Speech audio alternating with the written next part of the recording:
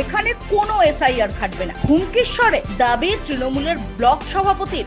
উত্তর 24 পরগনা বসিরহাটের মহকুমা মিনাখার 1 নম্বর ব্লকের তৃণমূলের ব্লক সভাপতি তাজউদ্দিন মোল্লার দাবি, আজ তিনি তার দলীয় কার্যালয়ে বসে সাংবাদিকদের মুখোমুখি হয়ে তিনি বলেন, এসআইআর আমাদের এখানে খাটবে না, একটা ভোটার বাদ দিয়ে দেখাক, দেখুন তারপরে আমরা কি করি। পাশাপাশি তিনি এও বলেন, 2021 সালে মিনাখা বিধানসভা ভোটে তৃণমূল যেই ব্যবধানে জিতেছে 2026 সালের বিধানসভা ভোটে তার থেকেও বেশি ব্যবধানে জিতবে তৃণমূল কংগ্রেস। সাংবাদিকদের মুখোমুখি হয়ে আর কি জানিয়েছেন তাজউদ্দিন মোল্লা, শুনুন।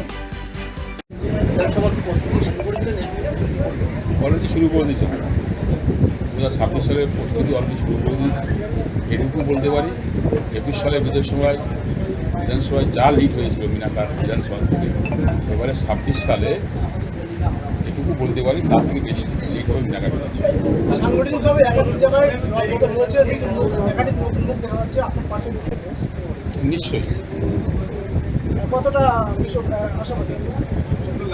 এটুকু বলতে পারি আগের থেকে বেশি লিড, 21 সাল থেকে বেশি লিড হবে।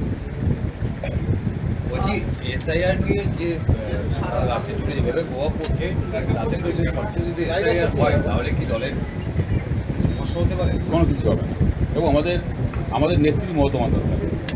আমাদের নেতা যুবরাজ অভিষেক বন্দ্যোপাধ্যায় নেত্রীর উপরে আমাদের সারা বাংলার মানুষের ভরসা আছে।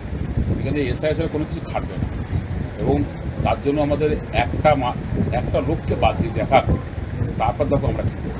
আমরা হলো মমতা বন্দ্যোপাধ্যায় সৈনিক, আমাদের শুধু সময়ের অর্ডার দেবে, আমরা কাজ শুরু করব। বৈধ ভোটার বাদ দিলে আপনার কি বদনাম? একদম, আর রোধ করা কোনো যদি দল যেভাবে নীতি তো সেই নীতিতে আমরা কাজ শুরু করব।